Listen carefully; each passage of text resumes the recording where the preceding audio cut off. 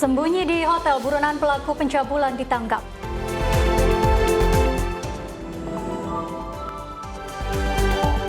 Pemanfaatan lahan lepas dukungan program nasional Presiden. Pemerintah tutup 240 BUMN tidak produktif.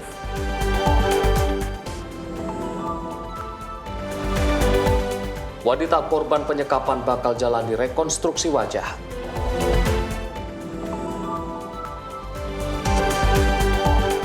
Cry Baby Pop Mart ramaikan Pantai Pattaya.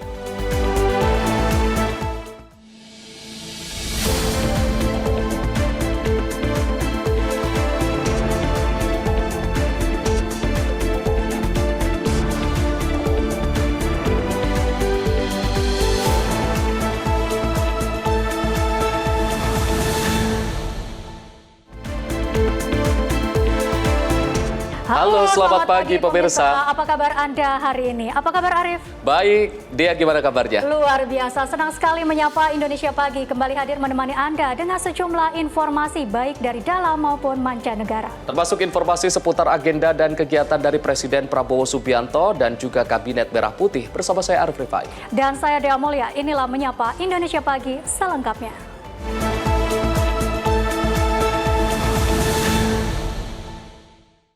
Pemirsa, jasad perempuan ditemukan di dalam mobil berplat merah di parkiran Terminal 1 Bandara Juanda pada Rabu siang. Belakangan diketahui korban merupakan Sekretaris Dinas Perumahan Rakyat dan Kawasan Permukiman Pemkab Bangkalan. Diduga meninggal, melahirkan di dalam, diduga ini masih. Karena ada orang di dalam perempuan. Seorang perempuan ditemukan tak bernyawa dan dalam kondisi sudah membusuk di dalam mobil dinas berplat merah dengan nomor polisi M1090GP di Terminal 1 Bandara Juanda, Sidoarjo, Jawa Timur. Kecurigaan berawal saat bau tak sedap tercium oleh pengendara lain yang memarkirkan mobilnya pada Rabu siang. Tampak dalam video yang beredar adanya cairan berwarna gelap yang menetes dari mobil dan diduga berasal dari tubuh korban yang sudah membusuk. Belakangan, korban diketahui bernama Reli Yunis Setiawati, 50 tahun, warga Melajah, Bangkalan, Madura. Korban merupakan Sekretaris Dinas PRKP Pemkab Bangkalan. Berdasarkan informasi, mobil yang ditumpangi korban masuk ke area Bandara Internasional Juanda pada Sabtu sore. Korban pun dievakuasi petugas SAR dengan posisi jok mobil yang direbahkan. Tim Basarnas membantu evakuasi korban dengan menggunakan peralatan Vehicle Accident Rescue untuk membuka akses mobil dari kaca pintu penumpang di bagian belakang kiri. Usai dievakuasi, jenazah langsung dibawa ke RS Bayangkara Porong. Sementara itu, tim Inafis Polda Jatim dan Polsek Sedati melakukan olah TKP dan masih mendalami apakah ada unsur pidana yang dialami korban. Tim redaksi Sinpo TV melaporkan. Pemirsa, Gubernur Jawa Barat Deddy Mulyadi mengapresiasi kinerja Polda Jawa Barat yang berhasil menangkap pelaku penyekapan dan penganiayaan terhadap seorang perempuan di Bandung. Terkait sayembara sebesar 250 juta yang pernah diumumkan untuk penangkapan pelaku, Deddy menyatakan akan berkoordinasi dengan Kapolda Jawa Barat. Saya mengucapkan terima kasih sejak malam saya sudah menyampaikan ke Pak Kapolda. Terima kasih ya bahwa cepat sekali Taufik Hidayat bisa ditangkap. Penangkapan pelaku penyekapan dan penganiayaan yang sempat menjadi buronan mendapat apresiasi dari Gubernur Jawa Barat Deddy Mulyadi. Terkait sayembara sebesar 250 juta rupiah yang pernah diumumkan untuk penangkapan pelaku, Deddy menyatakan akan berkoordinasi dengan Kapolda Jawa Barat. Hal ini karena penangkapan dilakukan tim aparat kepolisian, bukan oleh masyarakat. Keputusan terkait pemberian hadiah perlu dikaji agar tidak menimbulkan persoalan di kemudian hari. Uang sayembara 250 juta itu disebut telah disiapkan Deddy Mulyadi dari dana pribadinya. Deddy juga menghimbau pemilik kos untuk lebih selektif dalam menerima penghuni baru dan berkoordinasi dengan aparat setempat demi meningkatkan keamanan lingkungan. Pernyataan itu disampaikan saat menghadiri apel gabungan dan pemusnahan rokok ilegal di alun-alun Garut. Saya mengucapkan terima kasih sejak malam saya sudah menyampaikan ke Pak Kapolda. Terima kasih ya bahwa cepat sekali Taufik Hidayat bisa ditangkap. Dan yang kedua, saya tadi juga menyampaikan bahwa para pemilik kos itu, orang yang kos ke tempatnya itu minimal difoto dulu wajah, kemudian disimpan datanya. Dan RT kan pasti punya juga HP, disimpan juga selain KTP. Kan sekarang lapor tuh nggak usah datang, tinggal dikirim ke RT-nya, ini yang tempat saya ini, KTP-nya ini, wajahnya ini, KTP-nya ini. Jadi jangan sampai orang bermukim di sebuah tempat bukan pasangan suami istri kok bisa, dan itu dibiarkan. Yang ketiga ya orang tuanya juga harus anak-anak perempuannya jangan dilepas dengan bebas. Enggak, kalau setimpal dengan perbuatannya berat tuh Pak. Berat, setimpal dengan perbuatannya itu udah berat. Sementara itu, kondisi korban dilaporkan berangsur membaik dan sudah dapat diajak berkomunikasi. Dedi berharap pelaku mendapat hukuman setimpal atas tindakan keji yang menyebabkan korban mengalami cedera berat dan kehilangan penglihatan. Dari Garut, Jawa Barat, jurnalis Info TV melaporkan. Pemirsa, tim Satreskrim Bareskrim Polri membekuk seorang buronan kasus dugaan pencabulan anak di hotel di kawasan Cipaku, Bogor Selatan, Jawa Barat. Selain menangkap pelaku, petugas mengamankan ratusan lembar uang palsu yang berada di dalam kamar hotel pelaku. Tim Satreskrim Bareskrim Polri menangkap buronan pelaku pencabulan anak di bawah umur di salah satu hotel di kawasan Cipaku, Bogor Selatan, Jawa Barat. Penangkapan yang dipimpin langsung Kanit Resmob Bareskrim Polri, AKBP Hari Azhar ini dilakukan setelah petugas mendapatkan informasi akurat terkait keberadaan tersangka berinisial SS alias RAS. Petugas sempat melakukan pengintaian di area hotel karena tersangka sedang berada di luar saat petugas tiba. Pelaku akhirnya diamankan tanpa perlawanan pada Kamis 24 Juni 2026 sekitar pukul 3:10 WIB saat pelaku kembali ke kamar hotel. Kasus yang ditangani Direktorat Tindak Pidana PPA dan PPO Bareskrim Polri ini diketahui telah berlangsung dalam rentang waktu Juli 2024 hingga Juli 2025. Aksi bejat tersebut dilakukan di 3 wilayah, yakni Depok, Bogor, dan Jakarta Selatan. Jadi terkait dengan penangkapan saudara RAS alias SS ini diketahui bahwa yang bersangkutan dilaporkan oleh istrinya, di mana diketahui bahwa anak angkat dari istrinya tersebut pada sekitar bulan Juli 2024 itu menjadi korban pencabulan dari tersangka. Pada saat itu anak angkatnya berumur sekitar 4-5 tahun. Kemudian ternyata baru berani dilaporkan oleh korban atau anak angkatnya tersebut pada sekitar Juli 2025. Kemudian kami saat menerima adanya permintaan pencarian DPO, kemudian melakukan proses penyelidikan dan diketemukan bahwa ada seseorang dengan ciri-ciri yang mirip dengan tersangka, dan setelah dilakukan proses penyelidikan yang mendalam, dipastikan dan kemudian melakukan penangkapan di wilayah Jawa Barat. Petugas mengamankan 175 lembar uang palsu pecahan Rp100.000, 1 unit kendaraan roda 4, telepon seluler, kartu ATM, serta dokumen identitas sebagai barang bukti. Untuk mempertanggungjawabkan perbuatannya, tersangka kini mendekam di rumah tahanan Bareskrim Polri guna menjalani pemeriksaan intensif dan melengkapi berkas perkara. Petugas masih mendalami keterkaitan temuan ratusan lembar uang palsu dengan tindak pidana lain yang mungkin dilakukan oleh tersangka.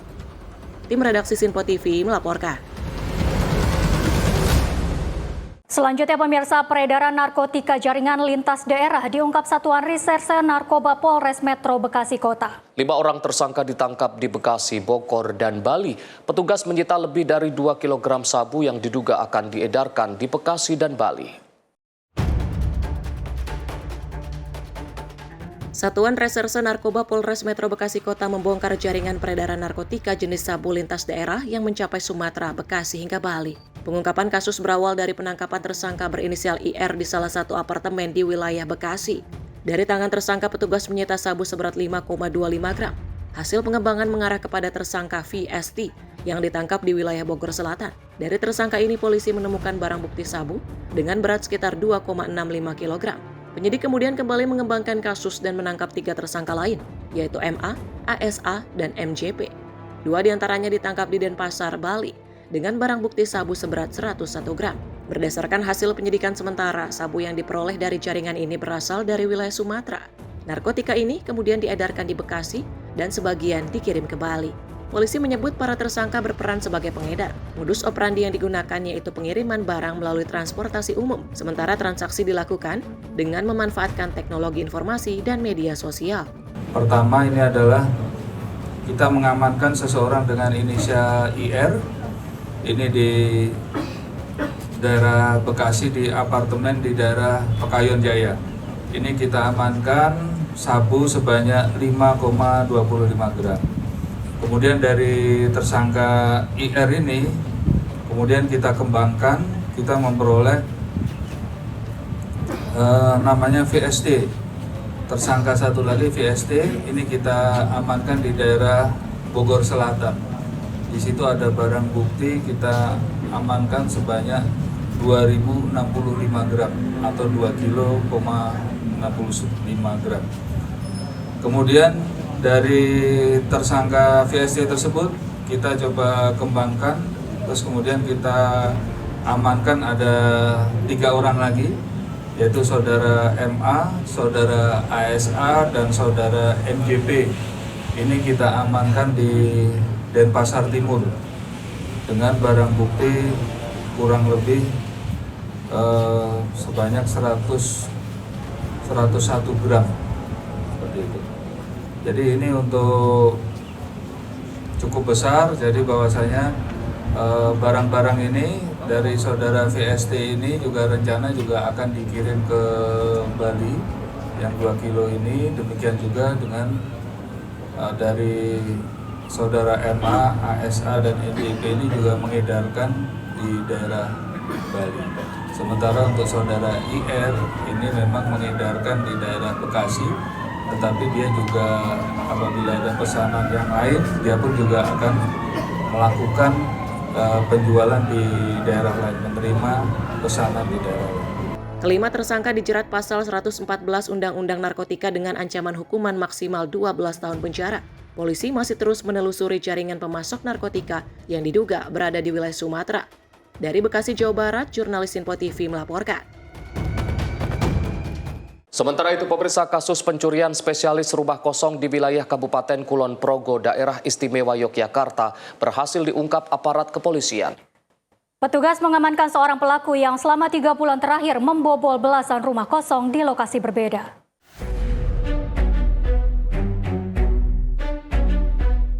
Tim Opsnal Satreskrim Polres Kulon Progo meringkus seorang pria yang diduga kuat merupakan dalang di balik rangkaian kasus pencurian di sejumlah rumah kosong di wilayah Kulon Progo. Pelaku diketahui memiliki jam terbang yang cukup tinggi dan dikenal sangat licin dalam menjalankan aksinya. Hanya dalam waktu 3 bulan, pelaku menguras barang berharga dari 12 rumah yang sedang ditinggal pergi penghuninya. Modus operandi yang digunakan pelaku adalah dengan cara memulung atau berkeliling memantau situasi dan menarget kemudian beraksi. Pelaku masuk ke dalam rumah dengan merusak pintu maupun jendela menggunakan linggis dan obeng. Dalam setiap aksinya, pelaku mengincar barang-barang berharga yang mudah dibawa, seperti perhiasan, uang tunai, serta barang-barang elektronik. Ini bukan residivis, jadi pada bulan Februari ini tersangka berhenti bekerja sebagai security di salah satu mall di Yogyakarta. Kemudian karena sudah diberhentikan, dari rentan bulan Februari sampai bulan Mei kemarin untuk hidup, kemudian mencukupi hidupnya itu melakukan pencurian. Kemudian dari hasil pencurian ini digunakan untuk keperluan hidup, kemudian membeli barang-barang seperti baju, kemudian sepatu dan handphone oleh pelaku. Kalau secara keseluruhan pengembangan itu ada 12 TKP. Ada 12 TKP. Waktunya berapa bulan? Itu dari bulan Februari sampai dengan bulan Mei kemarin. Pelaku beserta sejumlah barang bukti seperti alat yang digunakan untuk membobol rumah dan sisa barang curian diamankan di Mapolres Kulon Progo. Warga diimbau selalu memastikan pintu dan jendela terkunci rapat serta menitipkan rumah kepada tetangga atau pihak keamanan setempat bila hendak bepergian dalam waktu lama. Dari Kulon Progo, Yogyakarta, jurnalis Info TV melaporkan. Pemirsa, seorang bandar sabu tewas usai menyeburkan diri ke Sungai Musi saat ditangkap aparat tim Opsnal Direktorat Reserse Narkoba Polda Sumatera Selatan. Korban tewas akibat kelelahan usai terseret arus sungai yang deras. Aparat tim Opsnal Direktorat Reserse Narkoba Polda Sumatera Selatan Senin 22 Juli 2026 siang menggerebek rumah yang diduga menjadi tempat peredaran narkotika di Desa Lais, Kecamatan Lais, Kabupaten Musi Banyu Asin. Penggerebekan dilakukan setelah petugas lebih dahulu menangkap 2 tersangka berinisial L alias Lin dan JN dengan barang bukti sabu seberat 103 gram. Dari hasil pengembangan, petugas menduga sabu ini dipasok Ali Imron, seorang terduga bandar dan pemasok narkotika ke wilayah perkebunan serta pertambangan di Sumatera Selatan. Saat petugas melakukan penggerebekan di kediamannya, Ali Imron berupaya melarikan diri melalui jendela rumah dan langsung menceburkan diri ke Sungai Musi.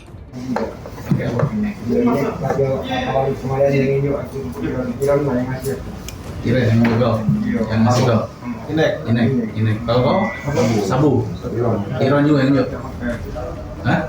Jadi kau pakai ini, kau pakai sabu, iya. Sudah berapa lama kau pakai ini kita? Baru. Kalau kau berapa lama? Baru 5 tahun guys. Meski berulang kali sudah diperingatkan agar menyerah dan menepi di pinggir sungai, tersangka tetap berusaha menyeberangi sungai yang saat itu memiliki arus deras. Akibat kelelahan, pelaku akhirnya tenggelam terbawa arus sungai. Polisi juga menemukan senjata api rakitan 4 silinder dengan peluru 4 butir saat pengejaran pelaku Ali Imron, yang terjatuh saat pelaku hendak terjun ke aliran sungai. Terduga pelaku yang menjadi bandar adalah saudara AI alias Iron alias Ijon. Kemudian petugas melakukan hunting ya. Kemudian sampailah di Desa Lumpatan, Kecamatan Sekayu. Kecamatan Sekayu.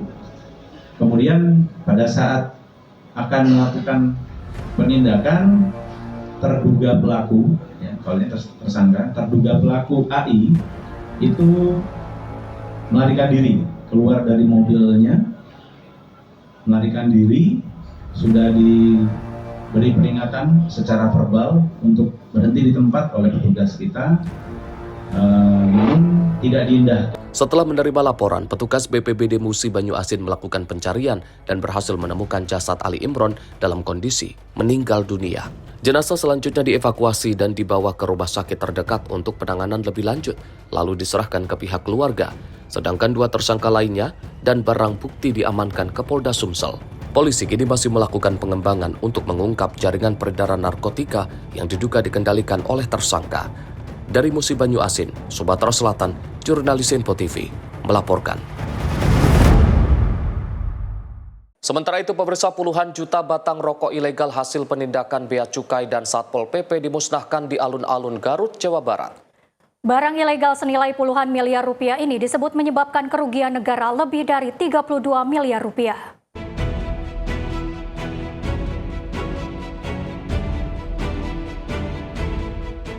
Sebanyak 44 juta batang rokok ilegal berbagai merek dimusnahkan oleh Bea Cukai bersama Satpol PP di Kabupaten Garut pada Rabu 24 Juni 2026. Rokok tanpa pita cukai tersebut merupakan hasil penindakan selama periode Juli 2025 hingga Juni 2026 dari berbagai wilayah di Jawa Barat. Dari jumlah total barang ilegal senilai 65 miliar, negara telah mengalami kerugian sebesar 32 miliar lebih.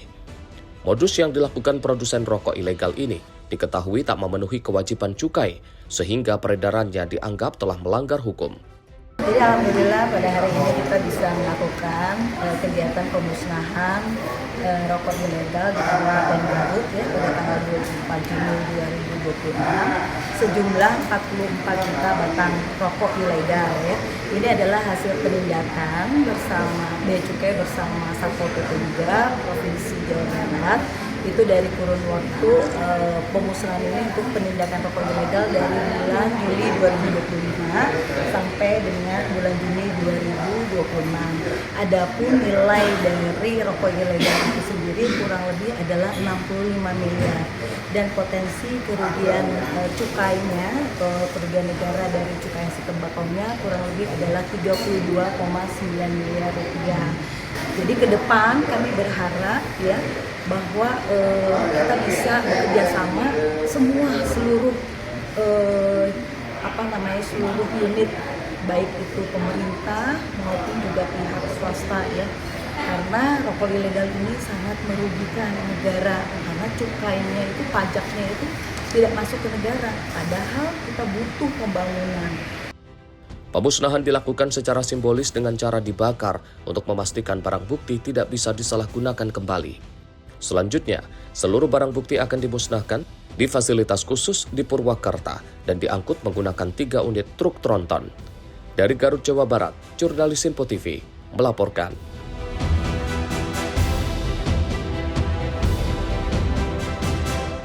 Pemirsa, Bea Cukai bersama Polresta Bandara Soekarno-Hatta dan Badan Narkotika Nasional berhasil menggagalkan 3 upaya penyelundupan narkotika dengan total barang bukti mencapai 17 kg. Modus yang digunakan beragam mulai dari pengiriman paket luar negeri hingga penyelundupan oleh penumpang pesawat.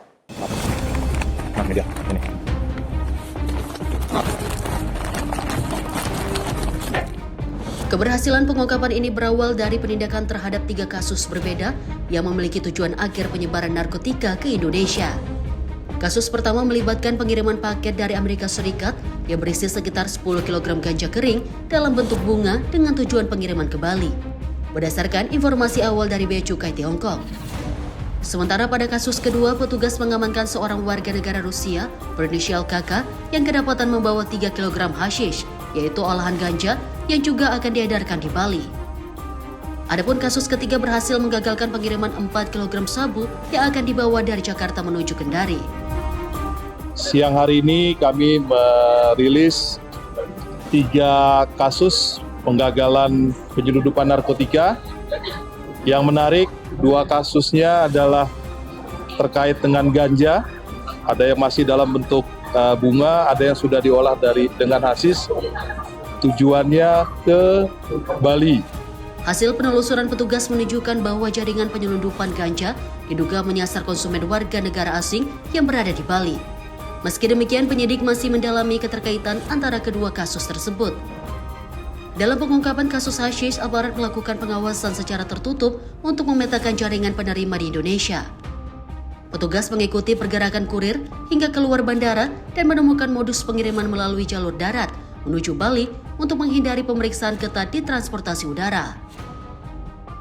Dari hasil pengembangan, petugas berhasil menangkap sejumlah pihak yang diduga terlibat dalam jaringan tersebut, termasuk seorang pengendali di Denpasar. Sementara 1 orang lain yang diduga berperan sebagai aktor utama masih dalam pencarian dan diduga berada di luar negeri. Bagaimana sindikasi yang kita duga sebagai warga negara Rusia ini terungkap sempurna, karena mulai dari kurir yang memasukkan, menyelundupkan substansi narkotika tersebut ke Indonesia sampai kepada penjemputnya, dan yang menjadi perhatian kita adalah perintah untuk pengantaran pasca keluar dari Soekarno-Hatta, karena kita ikuti skenario mereka sesuai dengan keinginan mereka, itu tidak melalui jalur udara. Jadi mereka sudah sangat menghindari security check yang ada di udara, sehingga mereka memerintahkan pembawaan dari kurir ini melalui darat. Polresta Bandara Soekarno-Hatta menegaskan komitmen untuk menjadikan kawasan bandara sebagai zona merah bagi pelaku penyelundupan dan peredaran narkotika. Koordinasi dengan kejaksaan dan pengadilan terus dilakukan agar para pelaku mendapatkan hukuman maksimal sesuai ketentuan yang berlaku. Dan kami dari Polresta Bandara Soekarno-Hatta memastikan kami juga berkoordinasi dengan kejaksaan maupun dengan pengadilan untuk memberikan efek jera atau ancaman pidana yang seberat-beratnya bagi para pelaku. Kita berharap dengan apa yang kami lakukan ini bisa memberikan warning kepada calon-calon pelaku maupun para pedagang dan para penyalahguna narkotika agar hindari penyalahgunaan perdagangan narkotika. Sinergi antara Bea Cukai, BNN, dan Polri kembali membuktikan efektivitas pengawasan di pintu masuk negara. Aparat menegaskan akan terus memperketat pengawasan dan memburu jaringan internasional yang terlibat dalam upaya penyelundupan narkotika ke Indonesia. Dari Tangerang, Mujab Latumairisa, Sinpo TV melaporkan. Pemirsa, Direktorat Reserse Narkoba Polda Metro Jaya berhasil menggagalkan peredaran narkoba jenis etomidet dan ekstasi yang disamarkan dalam kemasan beras basmati asal India. Dari pengungkapan tersebut, polisi mengamankan 2 orang tersangka yang diduga kuat terkait dengan jaringan internasional asal Malaysia. Penangkapan dilakukan oleh tim Subdit 2 Ditres Narkoba Polres Metro Jaya di sebuah rumah kos di kawasan Paseban, Jakarta Pusat. Petugas mengamankan 2 pria berinisial T, 26 tahun, dan Y, 29 tahun. Modus yang digunakan pelaku adalah dengan menyelundupkan narkoba ke dalam 5 bungkus beras, basmati, dan bumbu kari India yang dikirim melalui jasa ekspedisi dari Medan menuju Jakarta. Dari lokasi kejadian, polisi menyita 94 cartridge etomidat berlogo Batman serta total 102 butir pil ekstasi. Selain itu, petugas juga menyita 4 unit telepon genggam dan uang tunai sebesar Rp700.000. Kami dari Subdit 2 Direktorat Reserse Narkoba Polda Metro Jaya pada hari Sabtu tanggal 20 Juni 2026 sekitar pukul 12.40 WIB telah berhasil melakukan pengungkapan kasus peredaran narkoba jenis etomidat sebanyak 94 piece peredaran narkoba etomidat ini dan juga 102 butir narkoba jenis ekstasi di rumah kos di wilayah Paseban, Jakarta Pusat. Modus yang dilakukan terduga pelaku adalah dengan melakukan pengiriman melalui ekspedisi dari wilayah Medan menuju Jakarta dengan disamarkan ke dalam beras India. Adapun kami dapati informasi pelaku berkaitan dengan jaringan asal Malaysia. Kini kedua tersangka beserta barang bukti telah diamankan di kantor Ditres Narkoba Polda Metro Jaya guna proses penyidikan dan pengembangan lebih lanjut. Dari Jakarta, jurnalis Info TV melaporkan. Selanjutnya, pemirsa, seorang pemuda yang dilaporkan tenggelam saat berenang di Sungai Bengawan Solo, Desa Betet, Kecamatan Kasiman, Kabupaten Bojonegoro, berhasil ditemukan tim SAR gabungan pada hari kedua pencarian. Korban ditemukan dalam kondisi meninggal dunia. Korban diketahui bernama Ahmad Alvan Robi, 18 tahun, warga Desa Kuncen, Kabupaten Bojonegoro. Sebelumnya, korban dilaporkan tenggelam saat berenang bersama teman-temannya di Sungai Bengawan Solo pada Selasa lalu. Tim SAR gabungan menemukan korban pada Rabu pagi sekitar pukul 10:15 waktu Indonesia Barat. Setelah ditemukan, jenazah korban segera dievakuasi dan dibawa ke rumah sakit untuk diserahkan kepada pihak keluarga. Menurut kantor SAR Surabaya, korban ditemukan sekitar 50 meter dari lokasi awal saat dilaporkan tenggelam. Pencarian dilakukan menggunakan perahu karet dengan manuver di sejumlah titik sungai, serta penyisiran menggunakan jaring tradisional bersama warga setempat. Operasi pencarian melibatkan berbagai unsur, di antaranya Basarnas, BPBD, TNI Polri, relawan kemanusiaan, dan masyarakat setempat. Tim redaksi Info TV melaporkan.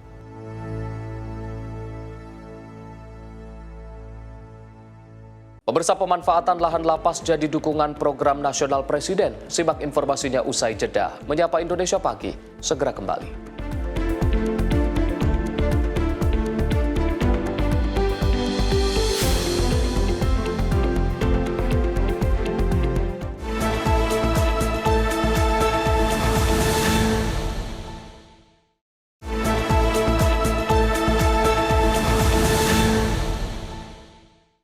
Terima kasih pemirsa, Anda masih bersama Menyapa Indonesia Pagi. Informasi kami lanjutkan. Pemirsa, Kepala Staf Kepresidenan dan Kementerian Imigrasi dan Pemasyarakatan membahas pembinaan warga binaan serta pemanfaatan lahan tidur di lingkungan lembaga pemasyarakatan untuk mendukung program ketahanan pangan nasional. Dan pembahasan ini pemirsa dilakukan dalam kegiatan Focus Group Discussions atau FGD di Kementerian Imigrasi dan Pemasyarakatan. Kepala Staf Kepresidenan Dudung Abdurrahman menghadiri Focus Group Discussion di Kementerian Imigrasi dan Pemasyarakatan yang diselenggarakan pada 23 Juni 2026. Kepala Staf Kepresidenan mengapresiasi langkah Kementerian Imigrasi dan Pemasyarakatan yang berhasil mengoptimalkan lahan-lahan yang sebelumnya belum dimanfaatkan menjadi lahan produktif. Pemanfaatan lahan tidur menjadi salah satu langkah konkret untuk meningkatkan produksi pangan sekaligus menciptakan nilai tambah bagi masyarakat. Seluruh kementerian, lembaga, dan institusi negara didorong untuk terus berinovasi dan berkolaborasi dalam mendukung program pembangunan nasional. Masyarakat ini betul-betul dimanfaatkan untuk peningkatan program ketahanan pangan. Sebetulnya ini merupakan program prioritas nasional yang menjadi sasaran bagi peningkatan produktivitas, khususnya masalah ketahanan pangan yang sedang digalakan oleh Bapak Presiden Republik.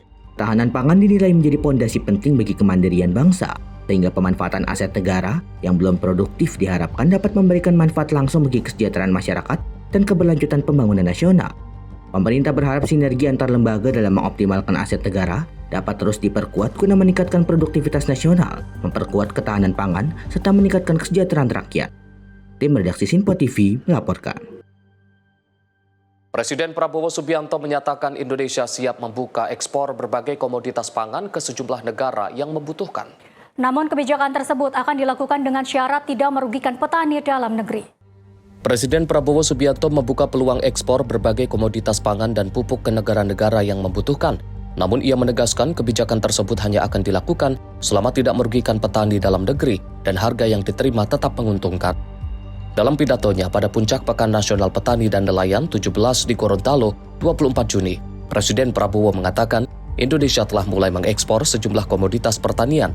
Menurutnya, permintaan dari berbagai negara terhadap produk Indonesia, termasuk pupuk, beras, dan jagung, terus meningkat seiring naiknya kapasitas produksi nasional. Alhamdulillah, kita sekarang sudah mulai ekspor. Petani jangan rugi. Betul. Bagaimana sekarang? Petani sudah cukup untung? Sudah belum? Sudah. Mau untung lagi? Presiden Prabowo menyebut Indonesia saat ini memiliki surplus pupuk sehingga mampu memenuhi kebutuhan negara lain. Meski demikian, Kepala Negara menekankan kesejahteraan petani harus menjadi prioritas utama. Tim Redaksi Sinpo TV melaporkan.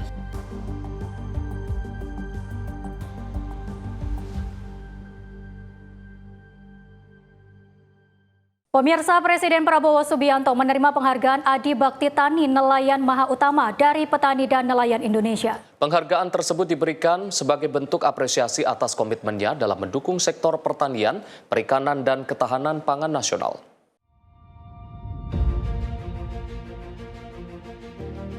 Presiden Prabowo Subianto menerima lencana emas Adi Bakti Tani Nelayan Maha Utama, penghargaan tertinggi dari petani dan nelayan Indonesia. Penghargaan tersebut diberikan pada Puncak Pekan Nasional Petani Nelayan, Kontak Tani Nelayan Andalan 17 di Gorontalo, Rabu 24 Juni 2026. Penganugerahan dilakukan oleh Ketua Umum KTNA Muhammad Yadi Sofyan Nur sebagai bentuk apresiasi atas komitmen Presiden Prabowo dalam memperkuat ketahanan pangan nasional, meningkatkan kesejahteraan petani dan nelayan, serta mendorong pembangunan sektor pertanian dan perikanan. Penghargaan itu juga disebut mewakili aspirasi dan rasa terima kasih jutaan petani dan nelayan di seluruh Indonesia. Kesempatan yang berbahagia ini, saya mewakili keluarga besar petani nelayan yang jumlahnya kurang lebih 160 juta, mengucapkan terima kasih atas program-program yang dibuat oleh pemerintah dan KTNA dalam hal ini Bapak Presiden selalu mendukung apapun program pertanian yang berkait dengan petani dan nelayan Indonesia. Kehadiran Bapak Presiden menjadi kehormatan sekaligus penyemangat bagi kami untuk berkarya, berinovasi, berkontribusi dalam pembangunan pertanian. Semoga Allah Subhanahu wa Ta'ala, Tuhan Yang Maha Esa, senantiasa memberi kesehatan, kekuatan, perlindungan kepada Bapak Presiden dalam memimpin bangsa untuk menuju Indonesia maju, mandiri, berdaulat, dan sejahtera. Dalam sambutannya, Presiden Prabowo menyampaikan apresiasi atas penghargaan yang diterimanya. Presiden menilai penghargaan tersebut memiliki makna khusus karena menjadi pengingat atas perjalanan panjang dan keterlibatannya dalam memperjuangkan kepentingan petani dan nelayan di berbagai daerah selama bertahun-tahun. Pertama kali saya hadir sebagai Presiden Republik Indonesia. Saya sudah hadir banyak sekali panas karena saya cukup lama saya menjadi Ketua Umum HKTI, Himpunan Kerukunan Tani Indonesia, yang selalu berjuang bersama KTNA, yang selalu berjuang untuk kepentingan tani dan nelayan di seluruh Indonesia. Selain kehormatan ini juga kebanggaan saya karena sudah cukup lama saya berjuang bersama para petani dan nelayan di seluruh Indonesia. Tim redaksi Simpo TV melaporkan.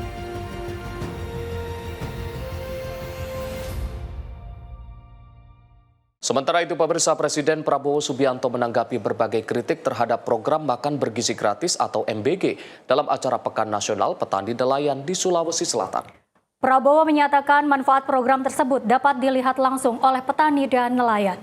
Katanya ada orang-orang pintar yang mengatakan ada lebih genting dari perut lapar. Saya kira nggak ada lebih genting dari perut lapar. Di hadapan peserta Pekan Nasional Petani Nelayan, Presiden menyinggung adanya pihak-pihak yang masih mengkritik program makan bergizi gratis. Presiden menyatakan manfaat program MBG dapat ditanyakan langsung kepada petani dan nelayan yang menjadi bagian dari rantai pasok kebutuhan pangan program tersebut.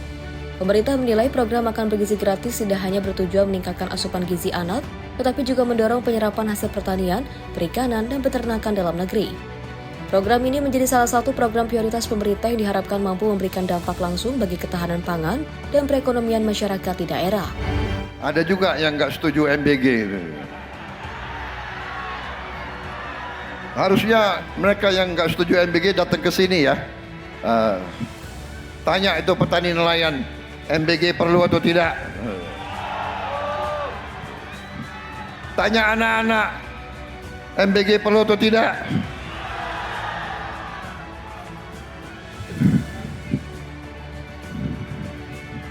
Katanya ada orang-orang pintar yang mengatakan ada lebih genting dari perut lapar. Saya kira nggak ada lebih genting dari perut lapar. Orang perut lapar itu kalau nggak segera diisi, ya dia mati. Dan PBB sudah meramalkan tahun ini kelaparan di dunia akan masif. 2 tahun yang lalu sekitar 300 juta orang kelaparan di dunia. Diperkirakan sekarang sudah meningkat jadi 500 juta. 700 juta. FAO memberi warning. Dan saudara-saudara, alhamdulillah kita sekarang sudah mulai ekspor. Kita sekarang bantu negara-negara lain, saudara-saudara sekalian. Tim redaksi Simpo TV melaporkan. Presiden Prabowo Subianto mengakui kekayaan Indonesia telah banyak yang dirampok. Dan ia menegaskan bahwa berbagai upaya perbaikan yang dilakukan pemerintah membutuhkan waktu dan tidak dapat diselesaikan secara instan. Upaya kita tidak segera, tapi sekarang sudah mulai kelihatan. Usaha kita yang sudah kelihatan di depan mata, bukan di depan mata, nyata, yaitu swasembada pangan. Dalam sambutannya, Prabowo menyatakan bahwa tantangan yang dihadapi pemerintah saat ini tidak ringan dan juga memerlukan kerja keras dari seluruh pihak. Presiden menyebut berbagai permasalahan yang dihadapi bangsa tidak dapat diselesaikan dalam waktu singkat, mengingat proses pembangunan dan juga pembenahan memerlukan tahapan yang panjang. Prabowo juga berkelakar bahwa dirinya tidak memiliki tongkat Nabi Musa yang dapat menyelesaikan semua persoalan secara seketika. Menurutnya, pemerintah terus berupaya menyelesaikan berbagai masalah secara bertahap dengan mengutamakan hasil yang nyata dan berkelanjutan.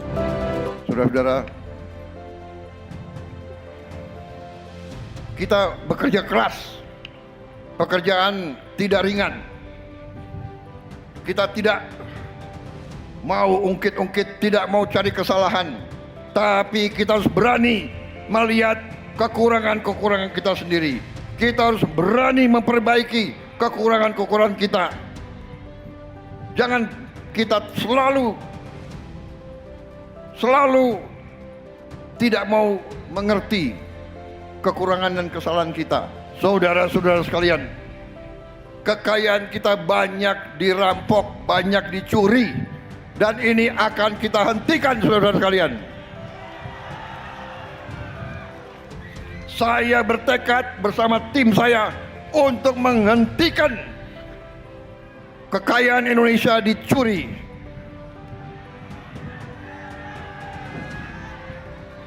Saudara-saudara sekalian, mungkin hal ini tidak segera memperlihatkan hasil. Saya selalu katakan, Presiden Republik Indonesia tidak punya tongkat ajaib. Saya tidak punya tongkat Nabi Musa atau Nabi Sulaiman. Tidak bisa saudara petani, saudara nelayan, kau tanam beras, tanam padi, kan 3 bulan baru ada hasil. Tanam kelapa sawit 5 tahun baru ada hasil. Tanam singkong 10 bulan baru ada hasil. Upaya kita tidak segera, tapi sekarang sudah mulai kelihatan. Usaha kita yang sudah kelihatan di depan mata, bukan di depan mata, nyata, yaitu swasembada pangan. Tim redaksi Simpo TV melaporkan. Kita beralih ke informasi lain. Pemirsa, Menteri Pemberdayaan Perempuan dan Perlindungan Anak Arifah Fauzi menegaskan bahwa komitmen pemerintah dalam mengawal penanganan kasus penyekapan dan penganiayaan terhadap seorang perempuan di Bandung. Pemerintah memastikan hak-hak korban terpenuhi serta proses hukum dapat berjalan secara adil.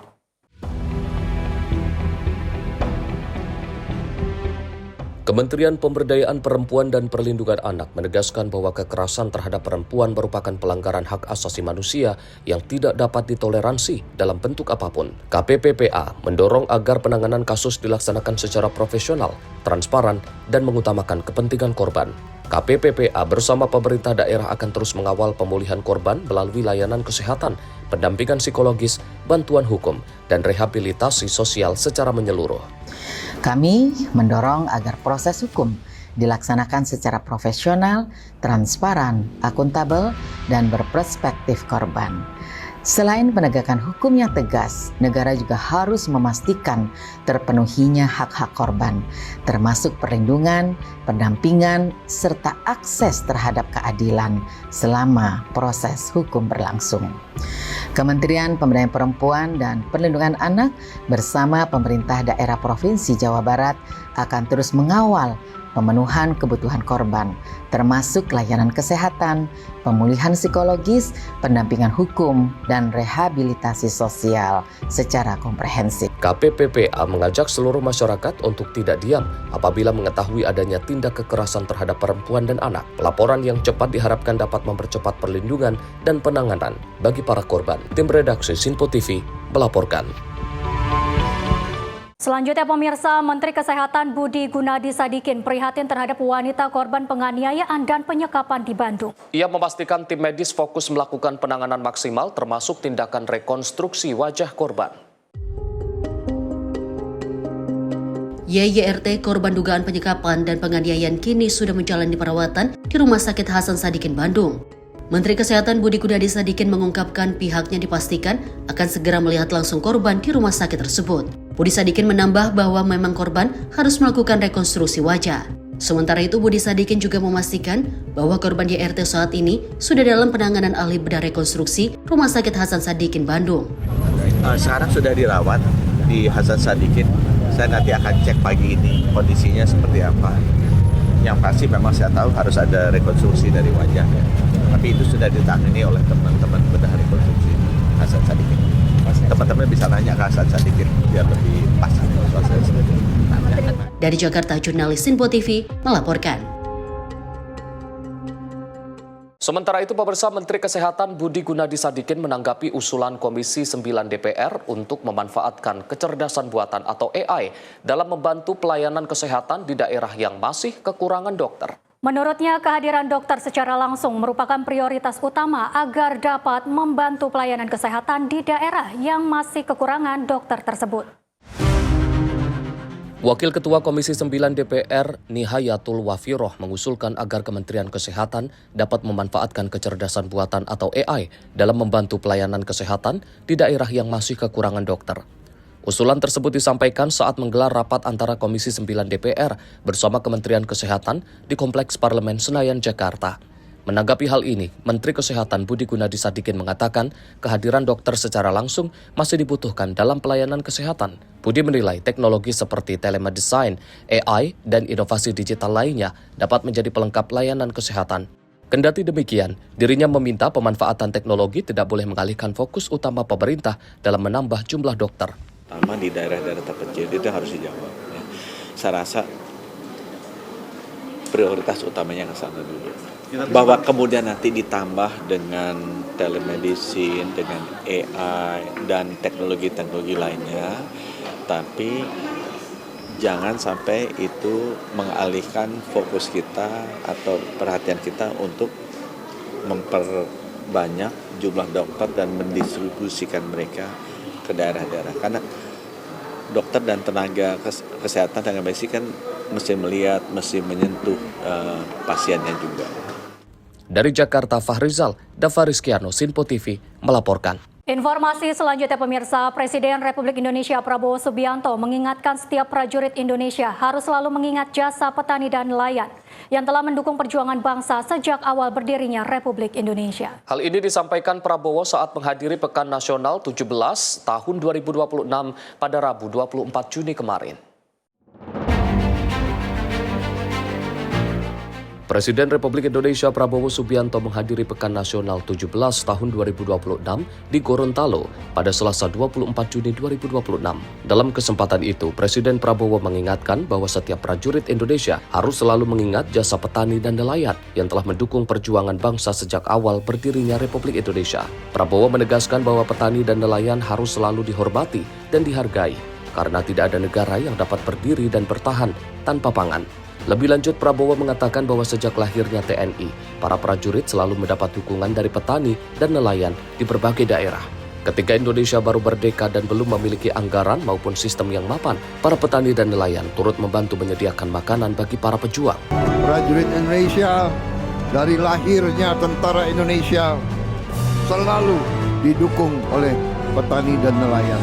Selalu dibantu oleh petani dan nelayan. Waktu kita mendeklarasikan, kita proklamasikan kemerdekaan kita, belum ada negara, belum ada anggaran, belum ada APBN, belum ada gaji. Mereka yang memilih Republik Indonesia memilih karena hati, karena cinta bangsa Indonesia, bukan karena gaji.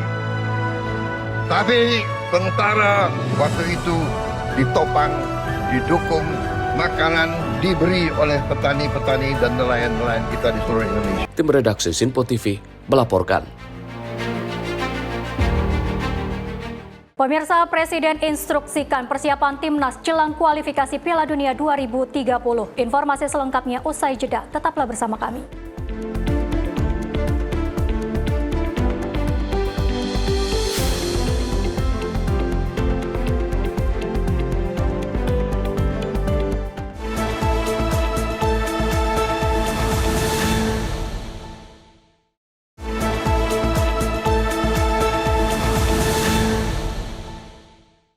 Pemirsa, Anda kembali menyaksikan Menyapa Indonesia Pagi.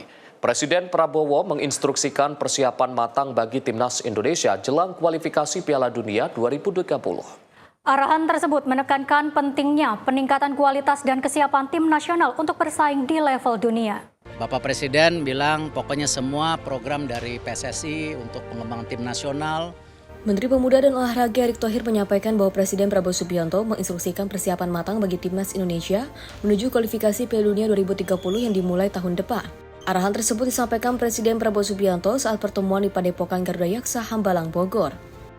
Erick menjelaskan Presiden Prabowo menekankan pentingnya seluruh program pengembangan tim nasional dari PSSI agar dijalankan secara optimal. Menurut Presiden, pemerintah juga akan memberikan dukungan penuh untuk meningkatkan kualitas dan juga prestasi sepak bola nasional. Bapak Presiden bilang pokoknya semua program dari PSSI untuk pengembangan tim nasional, apalagi untuk persiapan 2030 yang sudah akan dimulai babak kualifikasinya tahun depan bulan September, ya ini harus benar-benar kita jaga, kita persiapkan. Ke Bapak Presiden, tadi Bapak Presiden juga sampaikan, pokoknya saya sebagai pimpinan negara, apapun yang kita bisa support buat sepak bola, saya akan lakukan. Sementara itu, pelatih timnas Indonesia John Herman menegaskan bahwa target utama tim adalah lolos ke Piala Dunia 2030. Ia menyebut dukungan pemerintah dan masyarakat menjadi motivasi besar untuk mewujudkan impian tersebut yang diyakini akan membawa perubahan bagi sepak bola Indonesia. I think the president's passionate about football. He, like every Indonesian, is the same. I keep saying we have 280 million reasons, and he's one of them. He's one of that 280 million that want us to qualify for 2030. Everything we do, every day we wake up, we are obsessing about that qualification because that will change everything in our country forever. Tim redaksi Simpo TV melaporkan. Pemerintah melalui Kementerian Transmigrasi mengajak generasi muda untuk terlibat langsung dalam pembangunan nasional melalui program Tim Ekspedisi Patriot. Program ini menjadi bagian dari inisiatif Transmigrasi Patriot yang bertujuan mendorong peran aktif pemuda dalam memajukan daerah.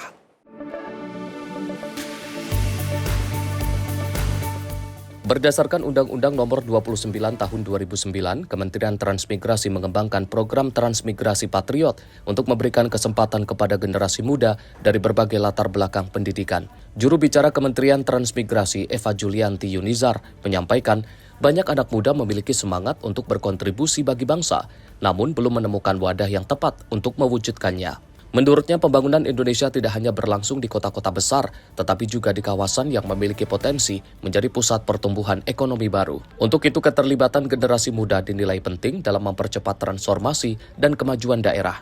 Melalui program ini, peserta akan melakukan pemetaan potensi wilayah, mengidentifikasi tantangan pembangunan, serta merumuskan gagasan yang dapat mendukung pengembangan ekonomi dan peningkatan kesejahteraan masyarakat. Kementerian Transmigrasi juga menegaskan komitmennya untuk menjalankan proses rekrutmen secara transparan. Hasil seleksi Tim Ekspedisi Patriot 2026 telah dapat diakses oleh para pendaftar sejak 2 Juni lalu melalui laman resmi program. Dari total 10.359 pendaftar yang berasal dari berbagai perguruan tinggi di dalam maupun luar negeri, tercatat 246 ketua tim dan 1.230 anggota tim dinyatakan lolos seleksi. Banyak anak muda Indonesia ingin berkontribusi untuk negeri tetapi sering bertanya, harus mulai dari mana? Salah satu jawabannya ada di program Transmigrasi Patriot. Program ini membuka ruang bagi generasi muda untuk terlibat langsung dalam pembangunan, membawa ilmu, teknologi, dan inovasi untuk tumbuh bersama masyarakat di kawasan transmigrasi. Karena pembangunan tidak hanya tentang kota-kota besar, pembangunan juga tentang membuka peluang, menciptakan lapangan kerja, dan menghadirkan harapan di daerah.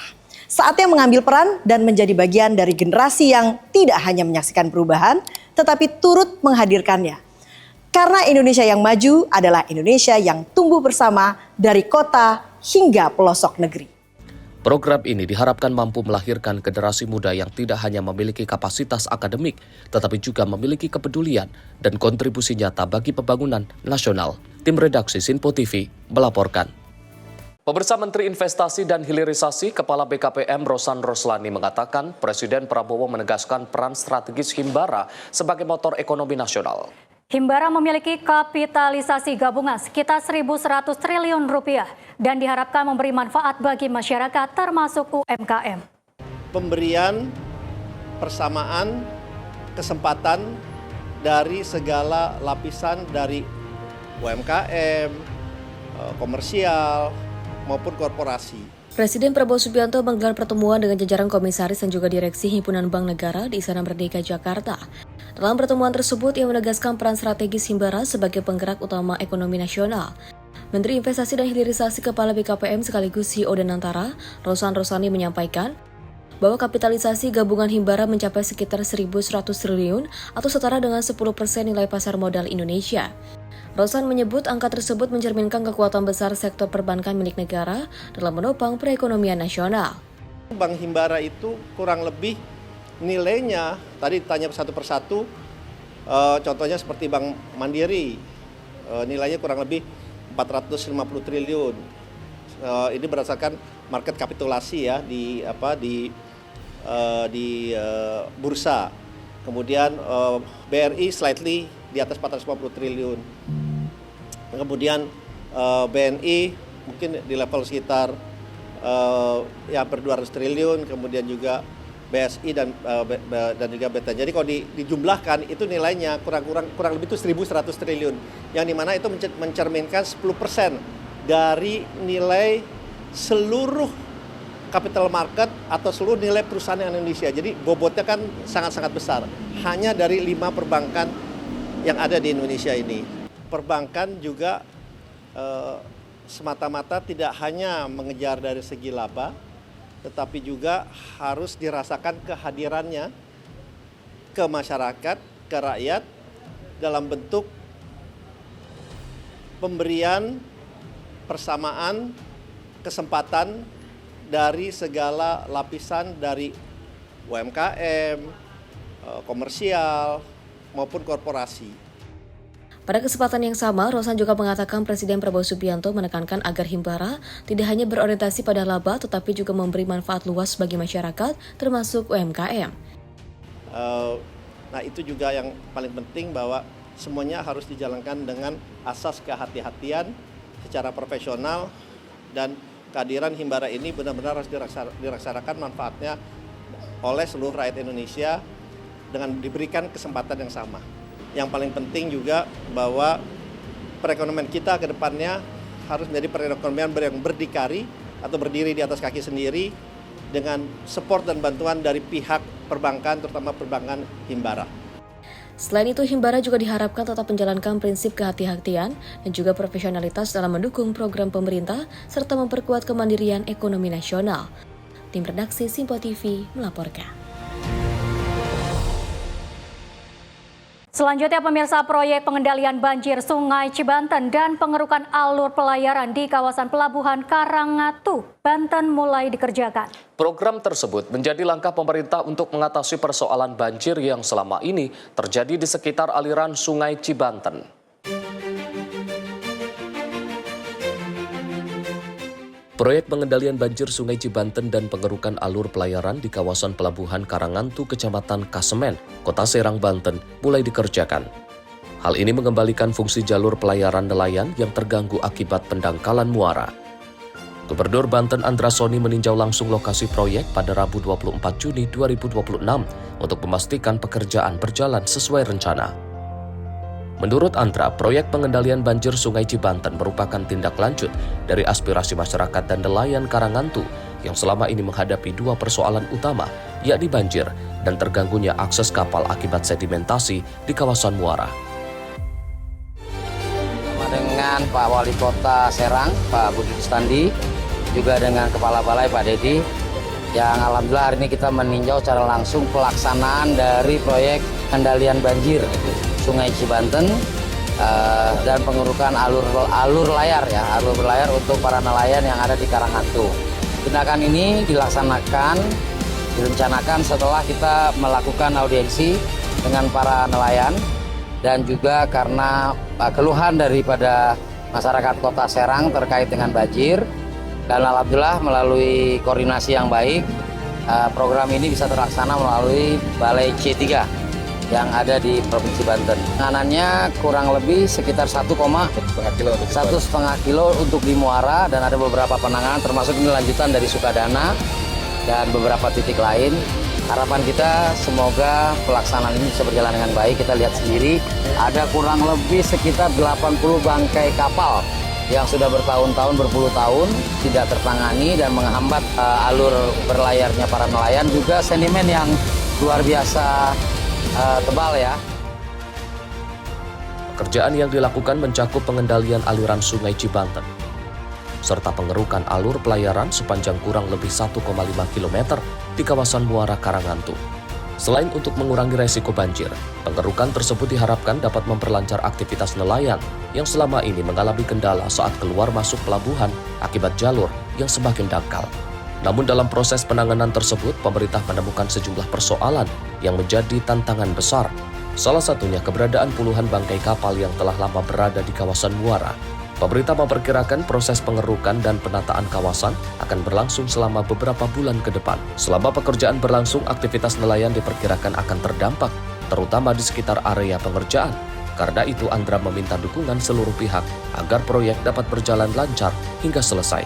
Tim redaksi Simpo TV melaporkan. Presiden Prabowo Subianto menyatakan pemerintah telah menutup sekitar 240 BUMN yang terus merugi. Hal ini dilakukan sebagai upaya memperbaiki tata kelola dan meningkatkan efisiensi. Sudah kita tutup, kita menghemat triliunan. Presiden Prabowo Subianto telah menutup sekitar 240 BUMN yang terus merugi. Melalui kebijakan ini dinilai berhasil menghemat anggaran negara hingga triliunan rupiah. Hal ini disampaikan pada penutupan Musyawarah Nasional Alim Ulama dan Konferensi Besar NU 2026 di Bangkalan, Jawa Timur pada 23 Juni 2026. Langkah penutupan dilakukan karena banyak BUMN dinilai tidak produktif dan justru membebani keuangan negara, termasuk dari sisi biaya operasional dan gaji direksi maupun komisaris. Waktu saya jadi presiden baru saya tahu, jumlahnya 1.000 lebih. Sekarang kita sudah tutup kurang lebih, sudah 240 yang kita tutup. Nggak ada yang untung, rugi terus. Perusahaan negara milik rakyat 200, kalau tidak salah kita ujungnya akan menutup kurang lebih 800 perusahaan negara. Minimal 700 lah. Anda bisa bayangkan yang sudah kita tutup 240. Itu kalau dihitung umpamanya 4 direksi sama 4 komisaris, itu 8 kali 200, 1.600. Kalau gajinya masing-masing 50 juta rupiah sebulan, berapa itu? Dan ada yang gajinya bisa di atas itu. Sudah rugi, minta bonus lagi. Sudah kita tutup, kita menghemat triliunan. Kedepan pemerintah berkomitmen untuk terus memperkuat pengelolaan BUMN agar lebih transparan, akuntabel, dan efisien, sehingga aset negara dapat dimanfaatkan secara optimal. Tim redaksi Sinpo TV melaporkan.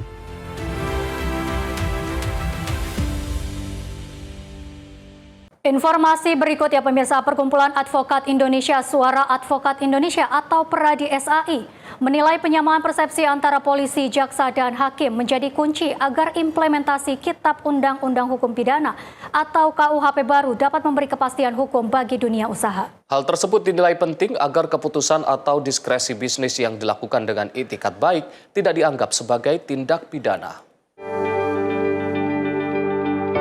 6 bulan setelah KUHP nasional resmi diberlakukan, PERADI SAI menilai perlu adanya penyamaan persepsi antara aparat penegak hukum dalam menerapkan ketentuan pidana korporasi.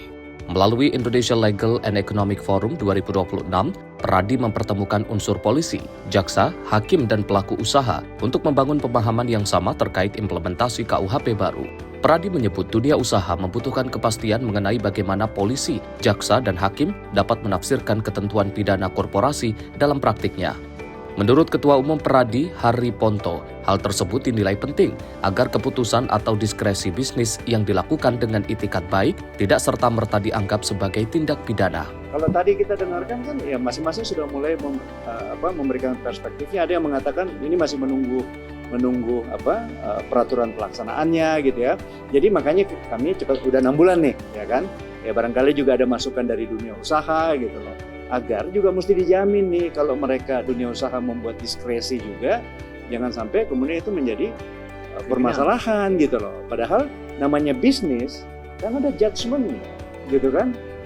Yang penting kan bukan ada mens rea gitu ya untuk berbuat pidana. Ketua PERADI SAI, Hari Ponto, menyatakan forum ini akan digelar secara tahunan sebagai wadah dialog antara aparat penegak hukum dan pelaku usaha untuk mengawal implementasi KUHP nasional secara konsisten dan memberikan kepastian hukum. Dari Jakarta, Sri Dewi Andayani, Mutia Anggiani, Sinpo TV melaporkan. Sementara itu, pemerintah Perkumpulan Advokat Indonesia atau PERADI menilai kepastian hukum menjadi faktor penting dalam menjaga iklim investasi nasional. Hal itu disampaikan Ketua Umum PERADI SAI Hari Ponto menyusul 6 bulan berlakunya Kitab Undang-Undang Hukum Pidana atau KUHP nasional. Ketua Umum PERADI SAI, Hari Ponto, menyebut dunia usaha masih membutuhkan kejelasan mengenai penerapan KUHP nasional yang telah berlaku selama 6 bulan.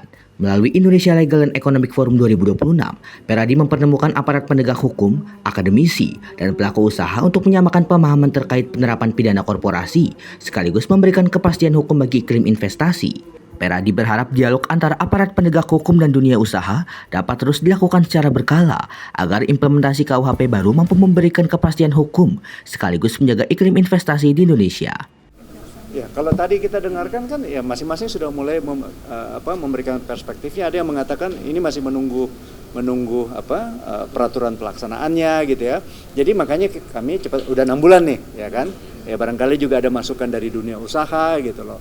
Agar juga mesti dijamin nih kalau mereka dunia usaha membuat diskresi juga, jangan sampai kemudian itu menjadi permasalahan gitu loh. Dari Jakarta, Sri Dewi Andayani, Mutia Anggiani, Sinpo TV melaporkan. Pemirsa, Ajisaka dideklarasikan sebagai jalur berstandar nasional. Simak informasinya usai jeda. Tetaplah bersama kami di Menyapa Indonesia Pagi.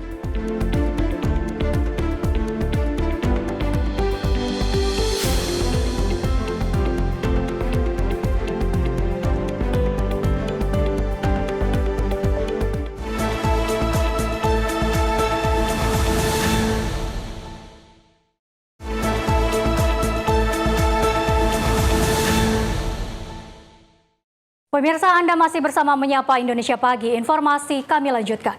Pemirsa, jalur pendakian Ajisaka di Gunung Salak resmi dideklarasikan menuju standar nasional. Deklarasi jalur Ajisaka menjadi bagian dari rangkaian program bedah gunung yang diinisiasi oleh Direktorat PJL Kementerian Kehutanan. Program bedah gunung yang diinisiasi oleh Direktorat PJL Pemanfaatan Jasa Lingkungan Kementerian Kehutanan akhirnya dimulai. Jalur pendakian Ajisaka di Gunung Salak resmi dideklarasikan menuju standar nasional. Hal ini dibuat sebagai upaya meningkatkan kualitas tata kelola pendakian di kawasan konservasi untuk mewujudkan jalur yang aman dan berkelanjutan. Kebanggaan harusnya ini kan mulai pembentukan role model bedah gunung itu dari Ajisaka. Kami berharap bantuannya dari YGI dan kawan-kawan praktisi ABGI untuk bisa mengaktualisasi kompetensi yang dimiliki, kontribusinya nyata kepada masyarakat sama gunung. Kalau kecintaannya memang gunung, buktikan. Dan saya berharap hari ini kita deklarasikan komitmen bersama. Kami mewakili pemerintah pusat, Kementerian Kehutanan, komitmen akan mensupport membuat satu role model, satu paket sampai jadi. Perbaikan mulai dari asesmen jalur, penguatan kelembagaan, perbaikan SOP, digitalisasi etiketing, sampai pelaksanaan dan pengawasan kunjungan pendakian. Jika berhasil, skema bedah gunung diharapkan jadi cetak biru metode pembenahan jalur-jalur lain. Tim redaksi Sinpo TV melaporkan.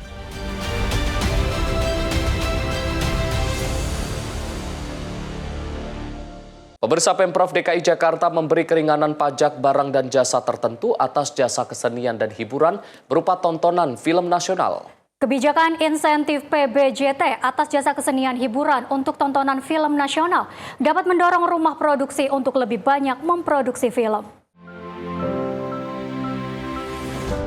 Pemerintah Provinsi DKI Jakarta memberikan keringanan pajak barang dan jasa tertentu atau PBJT atas jasa kesenian dan hiburan berupa tontonan film nasional.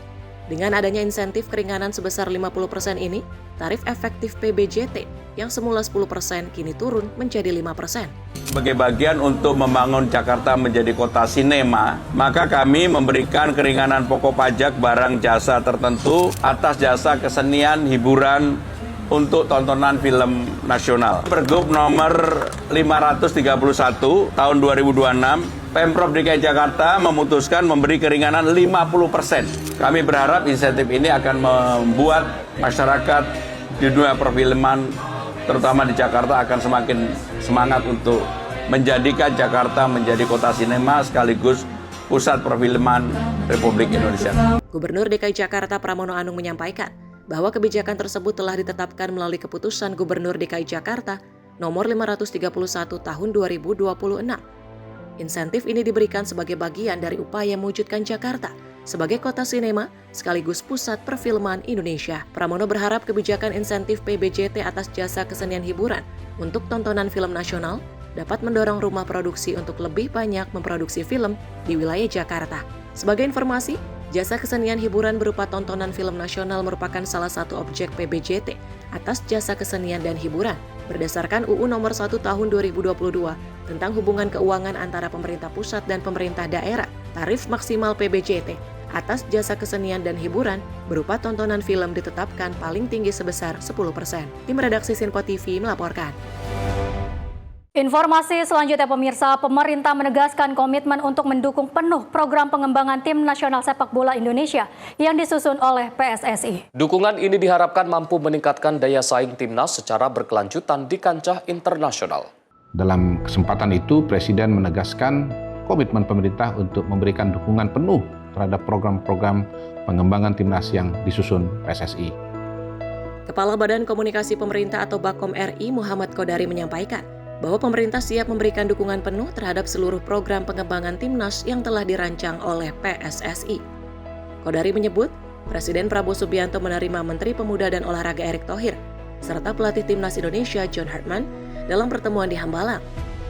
Dalam pertemuan tersebut, Presiden menegaskan komitmen pemerintah untuk mendukung berbagai program strategis guna memajukan sepak bola nasional. Pemerintah ingin memastikan seluruh aspek pendukung, mulai dari pembinaan pemain usia dini, penguatan kompetisi, hingga dukungan kelembagaan dapat berjalan selaras. Langkah ini dinilai penting agar peningkatan prestasi timnas dapat dicapai secara berkelanjutan dan terukur. Sinergi antara pemerintah, federasi, dan jajaran pelatih menjadi modal utama untuk mengubah optimisme menjadi prestasi nyata di lapangan. Dalam kesempatan itu, Presiden menegaskan komitmen pemerintah untuk memberikan dukungan penuh terhadap program-program pengembangan timnas yang disusun PSSI. Pemerintah ingin memastikan seluruh aspek pendukung, mulai dari pembinaan pemain, penguatan kompetisi hingga dukungan kelembagaan dapat berjalan selaras untuk meningkatkan daya saing timnas secara berkelanjutan. Sinergi antara pemerintah, federasi, dan jajaran pelatih menjadi modal penting untuk mengubah optimisme menjadi capaian nyata melalui kerja keras, persiapan matang, dan target yang terukur. Pertemuan Presiden Prabowo dengan Menpora dan pelatih timnas menjadi bagian dari langkah awal mempersiapkan timnas Indonesia menghadapi kualifikasi Piala Dunia 2030.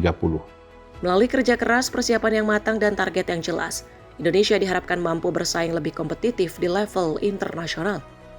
Pertemuan Presiden Prabowo dengan Menpora dan pelatih timnas ini juga jadi bagian dari langkah awal dalam mempersiapkan timnas Indonesia menghadapi kualifikasi Piala Dunia 2030. Tim redaksi Sinpo TV melaporkan. Presiden Prabowo Subianto bertolak menuju Provinsi Gorontalo untuk menghadiri Puncak Pekan Nasional atau Penas Petani dan Nelayan ke-17 tahun 2026 pada Rabu 24 Juni 2026. Kegiatan tersebut menjadi bagian dari upaya pemerintah dalam mendorong peningkatan produktivitas pertanian serta memperkuat kemandirian pangan nasional. Presiden Prabowo Subianto bersama rombongan terbatas bertolak menuju Provinsi Gorontalo pada Rabu pagi. Kepala negara lepas landas menggunakan pesawat kepresidenan dari Pangkalan TNI Angkatan Udara Halim Perdana Kusuma, Jakarta, sekitar pukul 6 pagi waktu Indonesia Barat. Setibanya di Kabupaten Gorontalo, Presiden dijadwalkan langsung menuju Sport Center Limboto yang menjadi lokasi penyelenggaraan Puncak Penas Petani dan Nelayan ke-17 tahun 2026. Kegiatan ini jadi ajang pertemuan petani dan nelayan dari berbagai daerah di Indonesia. Selain menampilkan berbagai inovasi dan teknologi pertanian, acara ini juga jadi wadah dialog antara pelaku usaha, pemangku kebijakan, serta para pelaku sektor pertanian dan perikanan. Pemerintah berharap melalui Penas, terbentuk jejaring kemitraan yang lebih kuat untuk mendukung peningkatan produktivitas dan ketahanan pangan nasional. Dalam kunjungan kerja ini, Presiden didampingi oleh Menteri Sekretaris Negara Prasetyo Hadi, Menteri Luar Negeri Sugiono, serta Sekretaris Kabinet Teddy Indrawijaya. Kehadiran Presiden pada Puncak Penas diharapkan mampu memberikan dorongan bagi pengembangan sektor pertanian dan perikanan sebagai pilar penting perekonomian nasional. Tim redaksi Sinpo TV melaporkan. Pemirsa, Presiden Prabowo Subianto menerima penghargaan Adi Bakti Tani Nelayan Maha Utama dari petani dan nelayan Indonesia. Penghargaan tersebut diberikan sebagai bentuk apresiasi atas komitmennya dalam mendukung sektor pertanian, perikanan, dan ketahanan pangan nasional.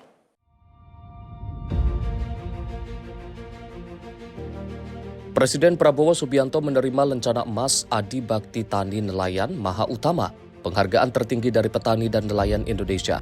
Penghargaan tersebut diberikan pada Puncak Pekan Nasional Petani Nelayan, Kontak Tani Nelayan Andalan 17 di Gorontalo, Rabu 24 Juni 2026. Penganugerahan dilakukan oleh Ketua Umum KTNA Muhammad Yadi Sofyan Nur sebagai bentuk apresiasi atas komitmen Presiden Prabowo dalam memperkuat ketahanan pangan nasional, meningkatkan kesejahteraan petani dan nelayan, serta mendorong pembangunan sektor pertanian dan perikanan. Penghargaan itu juga disebut mewakili aspirasi dan rasa terima kasih jutaan petani dan nelayan di seluruh Indonesia.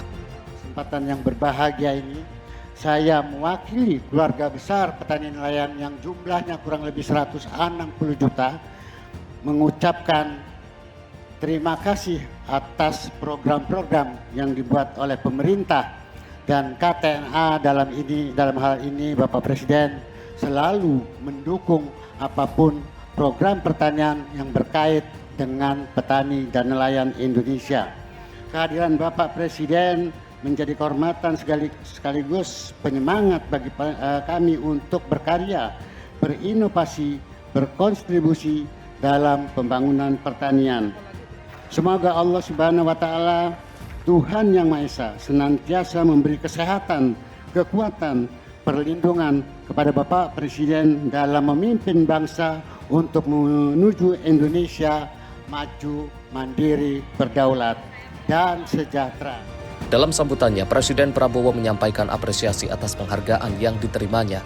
Presiden menilai penghargaan tersebut memiliki makna khusus karena menjadi pengingat atas perjalanan panjang dan keterlibatannya dalam memperjuangkan kepentingan petani dan nelayan di berbagai daerah selama bertahun-tahun.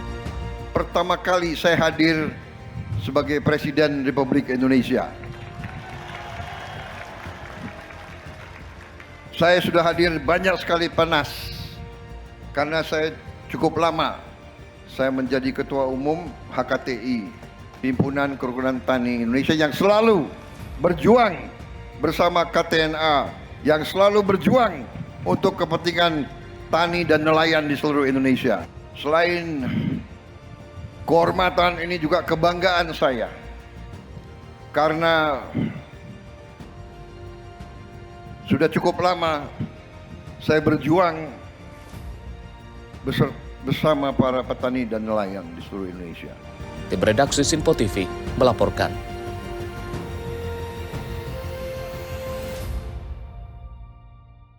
Sementara itu, pemirsa, Presiden Prabowo Subianto menanggapi berbagai kritik terhadap program makan bergizi gratis atau MBG dalam acara Pekan Nasional Petani Nelayan di Sulawesi Selatan. Prabowo menyatakan manfaat program tersebut dapat dilihat langsung oleh petani dan nelayan. Katanya ada orang-orang pintar yang mengatakan ada lebih genting dari perut lapar. Saya kira nggak ada lebih genting dari perut lapar. Di hadapan peserta Pekan Nasional Petani Nelayan, Presiden menyinggung adanya pihak-pihak yang masih mengkritik program makan bergizi gratis. Presiden menyatakan manfaat program MBG dapat ditanyakan langsung kepada petani dan nelayan yang menjadi bagian dari rantai pasok kebutuhan pangan program tersebut. Pemerintah menilai program makan bergizi gratis tidak hanya bertujuan meningkatkan asupan gizi anak, tetapi juga mendorong penyerapan hasil pertanian, perikanan, dan peternakan dalam negeri. Program ini menjadi salah satu program prioritas pemerintah yang diharapkan mampu memberikan dampak langsung bagi ketahanan pangan dan perekonomian masyarakat di daerah. Ada juga yang nggak setuju MBG. Harusnya mereka yang nggak setuju MBG datang ke sini ya. Tanya itu petani nelayan, MBG perlu atau tidak? Tanya anak-anak, MBG perlu atau tidak?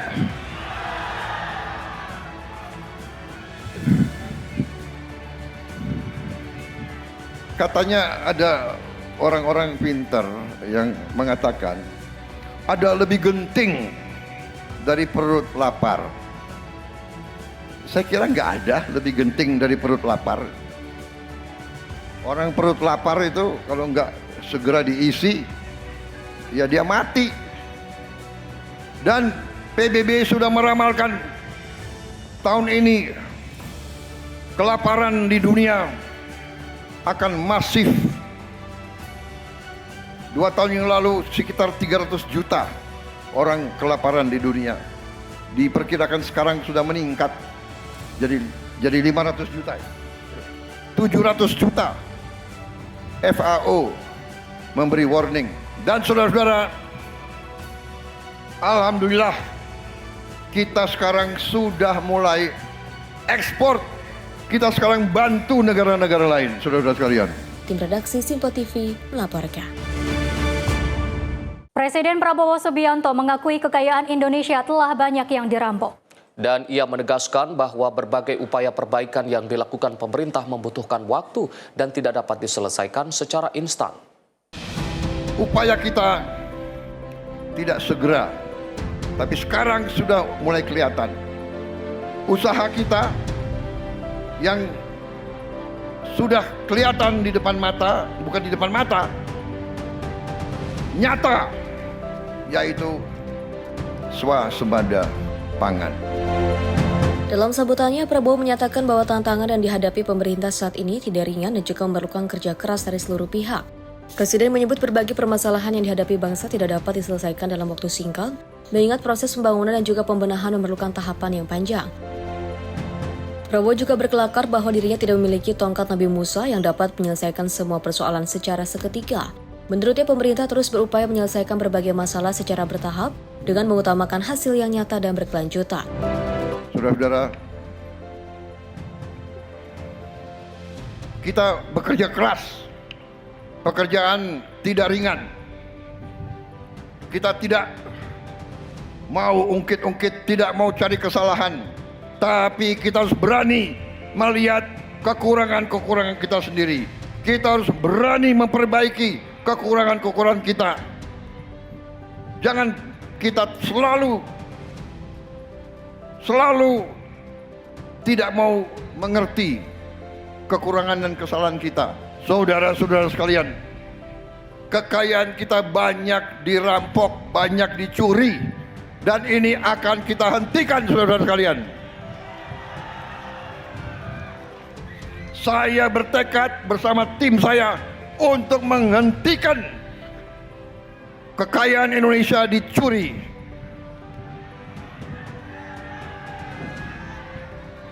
Saudara-saudara sekalian, mungkin hal ini tidak segera memperlihatkan hasil. Saya selalu katakan, Presiden Republik Indonesia tidak punya tongkat ajaib. Saya tidak punya tongkat Nabi Musa atau Nabi Sulaiman. Tidak bisa saudara petani, saudara nelayan, kau tanam beras, tanam padi, kan 3 bulan baru ada hasil. Tanam kelapa sawit 5 tahun baru ada hasil. Tanam singkong 10 bulan baru ada hasil. Upaya kita tidak segera, tapi sekarang sudah mulai kelihatan. Usaha kita yang sudah kelihatan di depan mata, bukan di depan mata, nyata, yaitu swasembada pangan. Tim redaksi Simpo TV melaporkan. Presiden Prabowo Subianto menghadiri penutupan Musyawarah Nasional Alim Ulama dan Konferensi Besar Nahdlatul Ulama tahun 2026 di Kabupaten Bangkalan, Jawa Timur. Kehadiran Presiden menjadi penutup rangkaian Forum Strategis NU yang mengusung tema Menjaga Marwah, Memperkaya Khidmat untuk Kemaslahatan Bangsa. Presiden Prabowo Subianto menghadiri penutupan Munas Alim Ulama dan Konferensi Besar Nahdlatul Ulama tahun 2026 yang digelar di Institut Agama Islam Syekhona Muhammad Khalil, Kabupaten Bangkalan, Jawa Timur. Kehadiran Presiden menjadi penutup rangkaian Forum Strategis NU yang mengusung tema Menjaga Marwah, Memperkaya Khidmat untuk Kemaslahatan Bangsa. Selasa 23 Juni 2026, saya Prabowo Subianto, Presiden Republik Indonesia, dengan ini secara resmi saya tutup Musyawarah Nasional Alim Ulama dan Konferensi Besar Nahdlatul Ulama tahun 2026. Terima kasih. Dalam kesempatan tersebut, Presiden menyampaikan apresiasi atas peran strategis Nahdlatul Ulama dalam menjaga persatuan, keutuhan bangsa, dan mendorong kemaslahatan masyarakat. Tim redaksi Simpo TV melaporkan.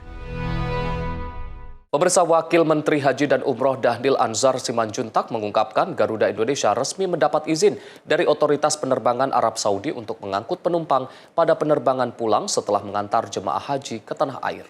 Menurutnya, kebijakan ini merupakan tindak lanjut arahan Presiden Prabowo Subianto dan akan mulai diterapkan pada musim haji tahun depan. Kementerian Haji dan Umroh menggelar konferensi pers mengenai optimalisasi penerbangan haji di kantor Kementerian Haji dan Umroh Jakarta pada Kamis siang. Wakil Menteri Haji dan Umroh Dhanil Anzar Simanjuntak mengatakan, Garuda Indonesia telah mendapatkan izin dari Otoritas Penerbangan Arab Saudi. Perizinan ini untuk mengangkut penumpang pada penerbangan pulang setelah mengantar jemaah haji ke tanah air. Penumpang yang dibawa dari Arab Saudi nantinya diharapkan merupakan wisatawan yang akan berkunjung ke Indonesia. Selain itu, kebijakan tersebut juga merupakan tindak lanjut arahan Presiden Prabowo Subianto dan akan mulai diterapkan pada musim haji tahun depan. GAKA itu adalah General Authority Civil Aviation, otoritas penerbangan Saudi Arabia, itu memberikan izin kepada penerbangan kita, dalam hal ini Garuda Indonesia, untuk mengisi istilah dalam penerbangan itu empty leg. Jadi selama ini kan kita di haji itu charter, pesawatnya charter, itu yang dalam beberapa pidato Presiden terkait dengan haji, concern beliau kenapa pesawat Garuda kita yang terbang mengantar jamaah haji pulangnya kosong. Nah, itu jadi concern Presiden memerintahkan kepada Kementerian Haji, kepada Garuda, kepada Kementerian Perhubungan dan Kementerian Pariwisata supaya itu jangan sampai kosong. Jadi pulangnya itu jangan sampai kosong, dan setelah pembicaraan panjang Arab Saudi melalui GAKA setuju supaya pesawat-pesawat Garuda kita yang pulang ke tanah air ketika membawa jamaah haji itu tidak kosong, bisa membawa penumpang. Dari Jakarta, Fahrizal Ahmad Amin, Sinpo TV melaporkan. Pemirsa, Wakil Menteri Haji dan Umroh Dhanil Anzar Simanjuntak menyoroti tingginya keterlambatan penerbangan saat kepulangan jemaah haji. Dhanil mengatakan persoalan ini akan menjadi salah satu catatan penting dalam evaluasi penyelenggaraan ibadah haji 2027. Jamaah itu ingin cepat tiba di kediaman dan mereka ingin berkumpul dengan keluarga. Itu catatan kita pertama. Wakil Menteri Haji dan Umroh Dhanil Anzar Simanjuntak menjelaskan bahwa tingkat ketepatan waktu penerbangan saat keberangkatan jemaah haji sebesar 98%. Namun dirinya mengaku heran saat kepulangan jemaah haji justru menunjukkan adanya keterlambatan penerbangan. Dhanil mengatakan hal itu akan menjadi salah satu catatan penting yang akan dievaluasi pada penyelenggaraan ibadah haji tahun depan. Menurutnya, performa penerbangan kepulangan jemaah haji masih perlu diperbaiki. Ya, pertama tentu kami tadi juga bicara dengan Garuda. Salah satu catatan penting kita adalah bagaimana memastikan mengurangi delay time jemaah haji kita yang pulang. Garuda ketika keberangkatan itu tingkat ketepatan waktunya kira-kira gitu itu 98%. Tapi kemudian yang pulangnya itu agak menurun performance-nya. Nah, oleh sebab itu catatan kita ke depan memang harus ada evaluasi. Delay time itu jangan persentasenya tinggi sekali ketika kepulangan. Kenapa? Karena kepulangan itu seringkali jamaah itu ingin cepat tiba di kediaman dan mereka ingin berkumpul dengan keluarga. Itu catatan kita pertama. Dari Jakarta, Fahrizal Ahmad Amin, Sinpo TV melaporkan. Pemirsa, gempa 7,1 skala Richter guncang Venezuela, WNI dipastikan aman. Informasi selengkapnya usai jeda. Tetaplah bersama Menyapa Indonesia Pagi.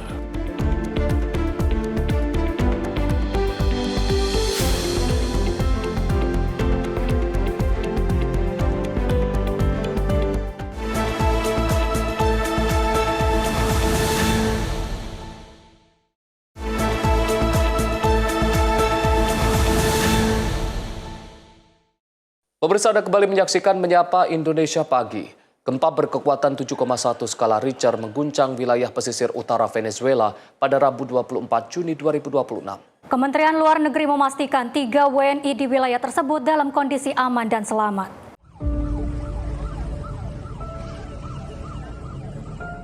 Kementerian Luar Negeri memastikan 3 warga negara Indonesia yang berada di Venezuela, pesisir utara Venezuela, dalam kondisi aman, selamat, dan sehat. Kepastian ini disampaikan setelah gempa bumi berkekuatan 7,1 skala Richter mengguncang kawasan tersebut pada Rabu 24 Juni 2026. Juru bicara Kementerian Luar Negeri Vione Wengkang menyampaikan bahwa gedung KBRI Caracas dan Wisma Duta tidak mengalami kerusakan, serta seluruh staf dipastikan selamat. Jalur komunikasi darurat juga telah dibuka untuk memantau kondisi WNI secara berkala. Pemerintah Indonesia mengikuti dengan seksama perkembangan situasi pasca gempa bumi berkekuatan 7,1 skala Richter yang mengguncang wilayah pesisir utara Venezuela pada Rabu 24 Juni 2026 pukul 15.04 waktu setempat. Pemerintah Indonesia melalui KBRI Caracas telah memastikan bahwa seluruh WNI yang terdata berada di Venezuela, yakni sebanyak 3 orang dalam kondisi aman, selamat, dan sehat. Gedung kantor KBRI Caracas tidak mengalami kerusakan struktural yang berarti dan seluruh staf KBRI dalam keadaan selamat. Jalur komunikasi darurat telah dibuka untuk memantau perkembangan situasi dan memastikan pemutahiran kondisi WNI secara berkala. KBRI terus memantau rilis resmi pemerintah Venezuela terkait potensi gempa susulan dan bahaya pesisir. Seluruh WNI yang berada di Venezuela dihimbau untuk terus waspada, mengikuti arahan otoritas tempat, dan apabila membutuhkan bantuan, segera menghubungi hotline KBRI Caracas atau hotline Direktorat Pelindungan WNI Kementerian Luar Negeri. Pemerintah Indonesia menyampaikan duka yang mendalam kepada pemerintah dan rakyat Venezuela atas musibah ini, serta berharap proses pemulihan dapat berjalan dengan cepat. KBRI Caracas terus berkoordinasi dan memantau informasi resmi pemerintah Venezuela terkait potensi gempa susulan serta risiko di wilayah pesisir. Kemenlu juga menghimbau WNI di Venezuela untuk tetap waspada dan segera menghubungi hotline KBRI Caracas atau Direktorat Pelindungan WNI jika membutuhkan bantuan. Tim redaksi Sinpo TV melaporkan. Pemirsa, pemerintah Venezuela menetapkan status darurat setelah 2 gempa kuat beruntun mengguncang negara itu pada Rabu petang dan menyebabkan kerusakan di sejumlah wilayah. Pejabat Presiden Venezuela Delcy Rodriguez menyebut gempa berkekuatan magnitudo 7,2 dan 7,5 terjadi dalam waktu berdekatan pada sekitar pukul 6 sore waktu setempat. Hingga beberapa jam setelah gempa utama, otoritas telah mencatat sedikitnya 20 gempa susulan yang terus meningkatkan resiko bagi warga di daerah terdampak. Kerusakan dilaporkan terjadi di ibu kota Caracas, negara bagian Miranda dan La Guaira, serta sejumlah wilayah lain seperti Aragua, Carabobo, dan Falcon. Pemerintah juga melaporkan gangguan terhadap layanan publik, pemadaman listrik, serta kerusakan pada bangunan dan perumahan akibat guncangan gempa. Sebagai langkah darurat, pasokan gas rumah tangga dihentikan sementara untuk mengantisipasi risiko kebocoran dan kebakaran. Pemerintah Venezuela selanjutnya mengaktifkan Komando Tinggi Penanggulangan Bencana untuk mengkoordinasikan evakuasi, penilaian kerusakan, dan penyaluran bantuan. Sementara itu, Bandara Internasional Maiquetía dilaporkan ditutup karena mengalami kerusakan infrastruktur yang cukup parah akibat gempa. Sejumlah negara termasuk Amerika Serikat, Kolombia, Brazil, Meksiko, dan Inggris telah menyampaikan dukungan dan solidaritas kepada Venezuela menyusul bencana tersebut. Tim redaksi Sinpo TV melaporkan. Sementara itu, pemirsa, kebakaran melanda salah satu gedung pencakar langit tertinggi di Spanyol, Menara Mueve, yang berlokasi di kawasan bisnis Cuatro Torres, Madrid. Insiden ini memaksa petugas mengevakuasi seluruh gedung setelah asap pekat membumbung dari lantai 25. Rekaman video menunjukkan api dan asap hitam pekat keluar dari lantai 25 Menara Mueve, salah satu ikon kota Madrid. Kebakaran terjadi pada Selasa sore waktu setempat dan memicu operasi evakuasi besar-besaran oleh petugas darurat. Menurut otoritas setempat, api berasal dari ruang teknis dan juga pemeliharaan kelistrikan yang berada di lantai 25. Petugas pemadam kebakaran berhasil mencegah api menjalar ke bagian gedung lainnya. Sebelum kebakaran terdeteksi sekitar pukul 5 sore, dilaporkan terdengar suara ledakan dari dalam gedung. Asap kemudian menyebar dengan cepat melalui saluran utilitas internal gedung dan juga membentuk gumpalan asap yang terlihat dari berbagai penjuru kota Madrid. Layanan darurat memastikan tidak ada korban jiwa maupun luka serius dalam insiden tersebut. Meski demikian, 2 orang harus mendapatkan perawatan medis akibat menghirup asap. Menara MUFI memiliki tinggi 248,3 meter dan merupakan gedung tertinggi kedua di Spanyol. Gedung ini menjadi kantor pusat perusahaan energi MUFI serta menampung sejumlah kantor perusahaan internasional termasuk Amazon. Hingga kini pihak berwenang masih menyelidiki penyebab pasti kebakaran yang sempat mengganggu aktivitas di salah satu landmark terkenal di Madrid tersebut. Tim redaksi Simpo TV melaporkan.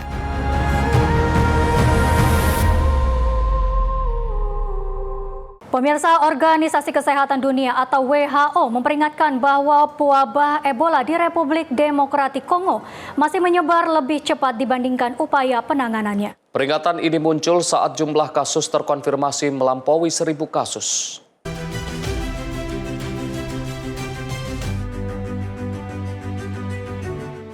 Dalam keterangannya di Jenewa, Direktur Jenderal WHO Tedros Adhanom Ghebreyesus menyatakan meski terdapat kemajuan di lapangan, penanganan wabah masih menghadapi tantangan besar. Saat ini pemerintah Kongo bersama WHO dan Afrika CDC meningkatkan kapasitas pelayanan kesehatan, mulai dari penambahan tempat tidur perawatan, penguatan laboratorium hingga edukasi kepada masyarakat di daerah terdampak. We begin with the Ebola outbreak in the Democratic Republic of the Congo. It's encouraging to see that since the outbreak was first reported 5 weeks ago, the response has scaled up significantly under the leadership of the government.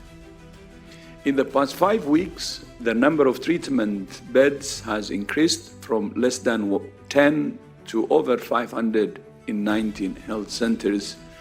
With support from WHO and the Africa CDC, laboratory capacity has increased from 30 tests a day at the Central Laboratory in Kinshasa to over 2,000 tests a day in 9 labs across 3 provinces.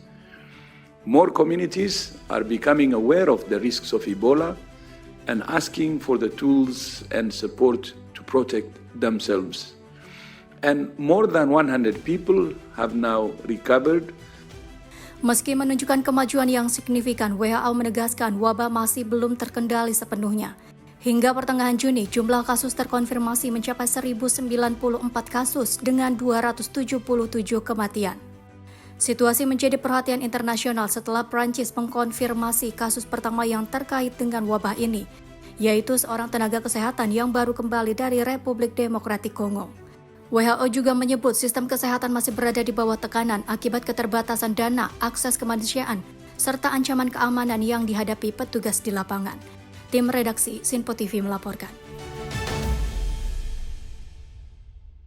Kita beralih ke informasi lain, pemirsa, ribuan warga dan wisatawan membadati jalanan di berbagai kota di Filipina untuk merayakan Hari Raya Santo Yohanes Pembaptis. Tradisi siram air yang menjadi ciri khas perayaan ini kembali menghidupkan suasana penuh kegembiraan dan kebersamaan.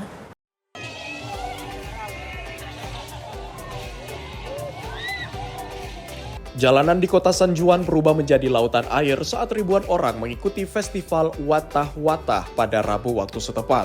Warga dan wisatawan terlihat saling menyemprotkan air menggunakan pistol air dan selang sebagai bagian dari tradisi tahunan yang memadukan nilai keagamaan dan semangat kebersamaan. Sekitar 15.000 orang berpartisipasi dalam berbagai kegiatan festival. Puluhan mobil pemadam kebakaran juga dilibatkan untuk memastikan pasokan air tetap mengalir sepanjang perayaan. Yan po kasi yung tradisyon, yung pagpipinyag ni San Juan Bautista para kay Jesus Christ. Kaya po, yan po ang tradisyon ng basaan dito sa San Juan City. Ito po ay tradisyon ng San Juan City para sa isang masaya at masigabong kapistahan ng San Juan. Maraming pong tradisyon na ang nakakaraan dahil po sa grasyang ibinibigay sa atin ni San Juan Bautista para sa lungsod ng San Juan. Tradisi menyiram air dalam perayaan ini terinspirasi dari kisah pembaptisan Yesus Kristus oleh Santo Yohanes Pembaptis. Bagi masyarakat setempat, air menjadi simbol berkah dan pembaruan hidup. Sementara itu di kota Cavite, Festival Regada juga berlangsung meriah. Rekaman udara menunjukkan ribuan orang memenuhi jalan-jalan utama sambil menari dan bersuka cita di bawah siraman air dari berbagai arah. Festival Regada yang digelar sejak tahun 1996 kini menjadi salah satu agenda budaya terbesar di kota Cavite dan selalu menarik kedatangan pengunjung dari berbagai daerah. Pakikisama po dito sa Cavite City. Kasi tradisyon na rin po dito sa Cavite yung Regada Festival. Hari Raya Santo Yohanes Pembaptis diperingati setiap tanggal 24 Juni oleh umat Kristiani di berbagai belahan dunia. Di Filipina, perayaan ini berkembang menjadi tradisi unik yang memadukan unsur keagamaan, budaya, dan hiburan rakyat dalam satu perayaan meriah. Tim redaksi Sinpo TV melaporkan. Pemirsa, tahukah Anda bahwa puluhan simpanse, korban perdagangan satwa liar, kini mendapat kesempatan hidup baru di sebuah pulau kecil di Uganda? Pulau Ngamba di tengah Danau Victoria tidak hanya menjadi tempat perlindungan bagi satwa tersebut, tetapi juga menjadi pusat konservasi dan penelitian yang menarik perhatian dunia.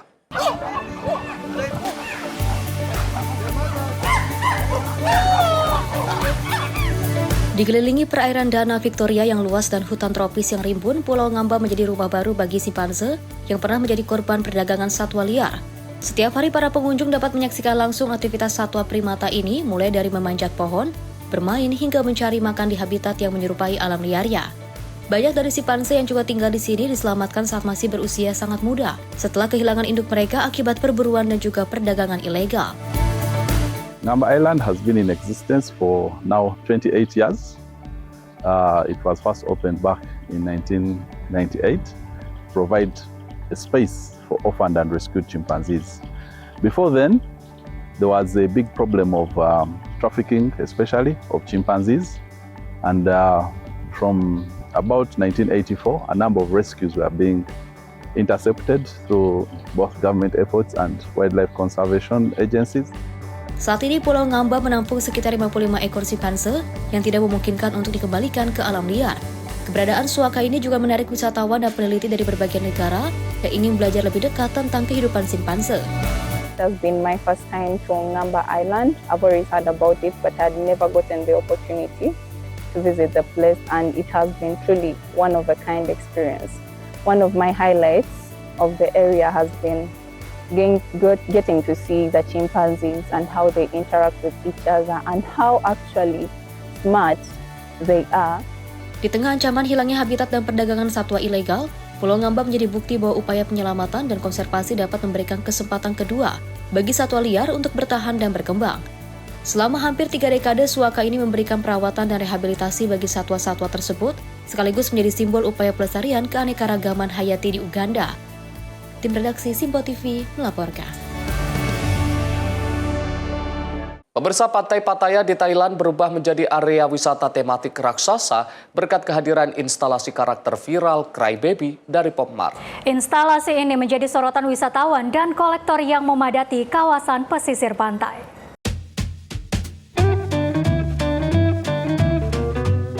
Sejumlah instalasi inflatable Crybaby berwarna pastel terlihat tersebar sepanjang garis pantai Pattaya. Salah satunya bahkan mencapai tinggi hingga belasan meter dan menjadi spot foto favorit pengunjung. Wisatawan terlihat berkumpul dan juga mengabadikan momen di sekitar instalasi yang terpapar di bibir pantai dengan latar laut Pattaya. Karakter Crybaby merupakan karya seniman Thailand Nisa Srikumde yang juga dikenal sebagai Crybaby Molly. Karya ini menjadi populer melalui produk collectible Pop Mart dan juga menarik perhatian penggemar di berbagai negara. Now, it's very good that Pop Mart's brought these exhibitions here to the beach. As I said before, it attracts many people and gives them very good interest of coming out and seeing things in the nightlife here in Pattaya. Pameran bertajuk Pop on the Beach ini digelar di kawasan sentral Pattaya, dijadwalkan berlangsung hingga 2 Agustus mendatang. Tim redaksi Simpo TV melaporkan.